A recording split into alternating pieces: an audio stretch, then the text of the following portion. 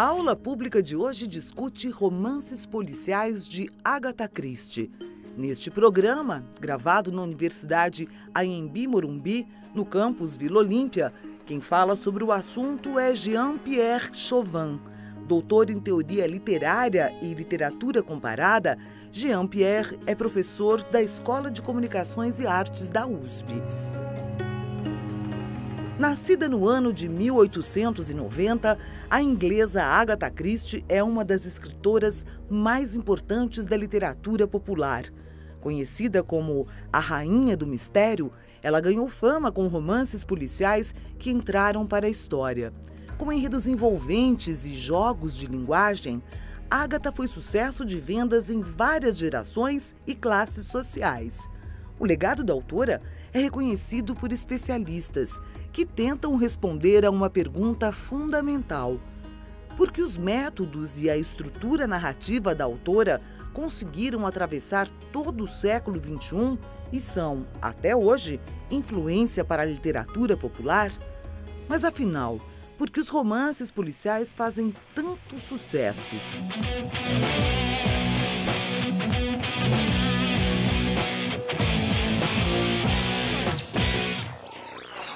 É importante pensar que é um gênero que nasceu, ele tem um tempo, tem um espaço, nasceu na Europa e nos Estados Unidos, e que a Agatha Christie não é a primeira, mas o que ela tem de extraordinário é que é a primeira mulher que escreve romances policiais e que depois vai deixar uma série de herdeiras também, como Ruth Handel, e etc, etc. Várias escritoras que imitam o estilo dela, Dorothy Sayers, que é amiga dela, etc. Então, assim, o sucesso, quer dizer, isso quando ao gênero romance policial. Agora, em relação a por que ele tem tal êxito, tal sucesso do século XIX, e depois no XX ainda maior, né, é impressionante o êxito que tem esse romance, pensar, por exemplo, que isso está estabelecido hoje. É a autora que mais vende, se a gente pensar no gênero masculino e feminino, é a que mais vendeu da história, da literatura. J.K. Rowling, essas coisas são muito posteriores, né? Se a gente pensar, por exemplo, a Bíblia e Shakespeare, são as únicas coisas que venderam mais que Agatha Christie no nosso mundo. Então é uma coisa extraordinária, né? Uma mulher que escreveu mais de 70 romances, peças de teatro, dezenas de contos, etc. Então é interessantíssimo, né? Pensar que é um fenômeno de massa cultural que arrebanhou assim, o país, traduções em dezenas de países. O Brasil começou a ser traduzido nos anos 60, Agatha Christie ainda. Quer dizer, é um fenômeno realmente extraordinário. Agora, essa escritora inglesa, com uma educação vitoriana, super clássica, que fez balé, que sabia russo, francês, fez piano, etc. Essa mulher super culta se propõe a fazer um romance que, a princípio, é para pessoas populares, né, para as classes mais classe média e classe baixa, é para entretenimento. Né? E aí você pensa, portanto, assim, como é que pode, né, uma mulher com esse background que ela tinha fazer romances para essas pessoas, digamos, mais simples, vamos dizer assim, né? Socialmente, culturalmente, economicamente mais simples. Então, há um propósito, há uma intenção, e a gente percebe que eu acho que ela nunca abandonou, como projeto, né, como escritora, eu acho que ela nunca abandonou o refinamento dos personagens, uma percepção do seu país, a Inglaterra, dessa questão das classes sociais inglesas, embora ela fale de modo muito sutil sobre isso, e isso comparece em vários romances, né? Essa questão da direita e da esquerda já naquele tempo, né? Das discussões dos anos 20, anos 30, do comunismo, capitalismo, etc. Né? Então é interessante pensar que ela tinha todo esse contexto abrangente para tratar no romance, e ao mesmo tempo ela é herdeira de uma tradição masculina, né? Em sua grande totalidade, e portanto é a primeira voz feminina que faz cultura de massa. Se a gente pensar isso, é muito interessante, né? Primeiro aspecto legal. Há uma linguagem, evidentemente, é uma preocupação da autora com uma linguagem mais simples que os romances tradicionais do século XIX. Né? Quer dizer, ela escreve de um jeito quase coloquial, beirando coloquial. Né? Essa linguagem mais simples favorece que os leitores né, trotem, falem desse romance, falem muito mais boca a boca, e ele começa a vender uma quantidade muito impressionante também, né? Então essa linguagem é o primeiro fator. O segundo fator que eu acho que indica um refinamento estético da Agatha Christie é que ela está muito preocupada com os retratos, tanto morais dos personagens, psicológicos, quanto físicos. Então é muito comum você ver ela descrever uma personagem em 3 linhas, 2 linhas às vezes, né? Por exemplo, havia no ônibus uma senhorinha que tricotava, que é a Miss Marple, por exemplo, que tricota e que falava muito. É isso, aí você já faz uma ideia de uma mulher que tem uns 60 anos, que tricota e que, portanto, ela está disposta a falar com o outro, ela é uma mulher sociável, e por aí vai. O Poirot, né, quem já leu lembra, o Poirot é aquele homenzinho baixinho, com a cabeça inclinada para a direita ou para a esquerda, com formato de ovo, olhos verdes, né, e é muito arrogante. Por exemplo, o Poirot é um sujeito que seduz pela arrogância, enquanto a Miss Marple é aquela mulherzinha mais simples, aparentemente, que nos faz ler assim, porque ela é muito doce, ela descobre as coisas pelas conversinhas que ela tem no salão, na sala de visitas, é muito prosaica, né? Ela é muito mais simplória, vamos dizer assim, aparentemente, né? Então, com métodos diferentes, seja o Poirot, que é um detetive que deduz coisas, etc., e a Miss Marple, que vai na conversinha, descobrindo as brechas dessas criaturas, você vai se seduzindo.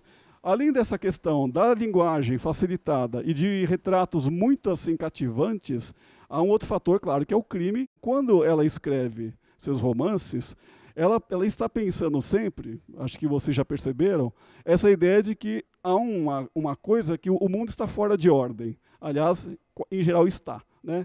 Mas no romance policial, isso é transposto para o romance pontualmente. Há, em geral, uma família de classe alta, em geral é isso, uma família de classe alta, num navio, numa casa de campo, e essa família se vê às voltas com um crime, em geral horroroso, na borda da piscina, um é degolado, o outro é enforcado, etc, etc.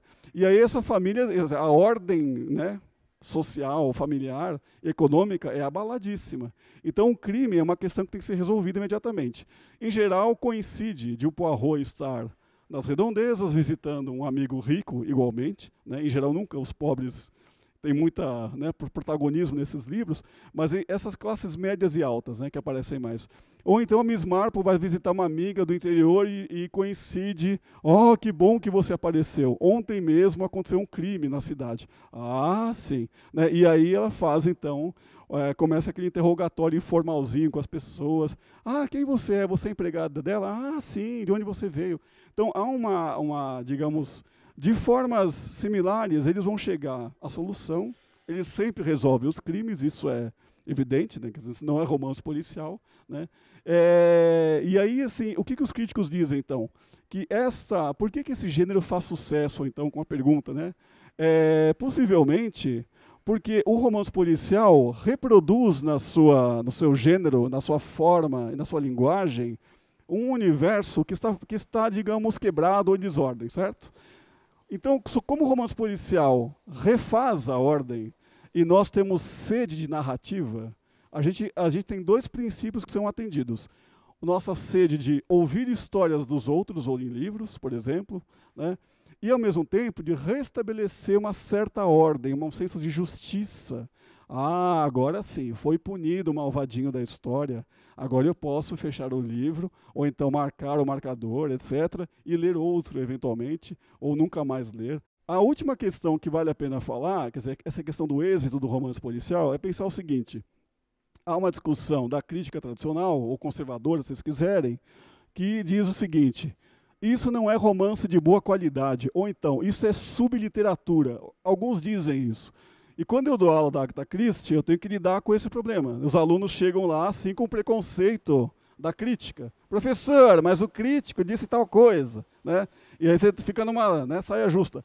Mas então o que eu tento dizer é o seguinte: vamos olhar para a estética, ou seja, vamos olhar como é que ela monta os personagens, como é que ela estrutura o enredo, como é que ela divide as partes do romance, como é que há uma simetria entre os capítulos, como é que há uma coesão interna deste livro. Porque esses fatores estéticos que a crítica em geral desconsidera, né? Ele diz para nós que estudamos e gostamos, e assumimos que gostamos, provam, ou pelo menos a gente permite pensar uma coisa meio óbvia, que é o seguinte: não é só uma questão de gosto. Há elementos formais que nos permitem dizer que é de boa qualidade ou não. Então, assim, quando eu assumo a Agatha Christie é um romance de boa qualidade, eu estou desafiando uma crítica tradicional que já dura, sei lá, quase 100 anos ou até mais. Se a gente pensar, o primeiro crítico que fala muito mal da Agatha Christie, mas muito mal mesmo, é um homem muito erudito, que é o Edmund Wilson, dos Estados Unidos.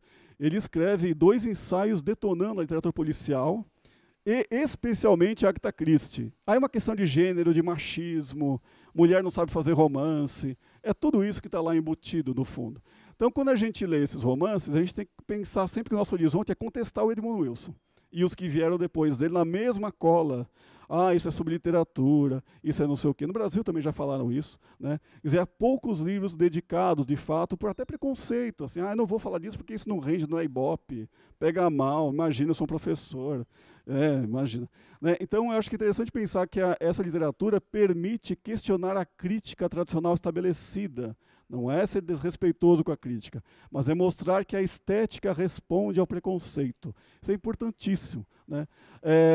Eu diria, então, portanto, que assim, para tentar amarrar esse assunto, que é assim, por que ler Agatha Christie? Primeiro que assim, vocês vão ter assunto sempre.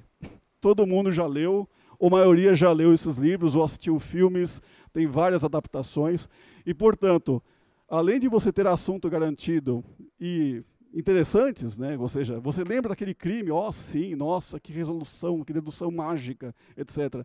A outra questão interessante é você pensar que você pode contestar a crítica com armas literárias, o que é muito interessante, né? Quer dizer, uma emancipação nossa como alunos ou como pesquisadores, que a gente consegue usar a crítica, fazer contrapontos interessantes à crítica. Já afinal, o romance permite, né? Tem retratos interessantes, tem a linguagem que nos seduz, tem temas que são cativantes e tem uma tradição histórica que não pode ser perdida e não vai se perder, porque de fato a nossa tendência é gostar de coisas misteriosas, de crimes sem solução, etc, etc. É isso.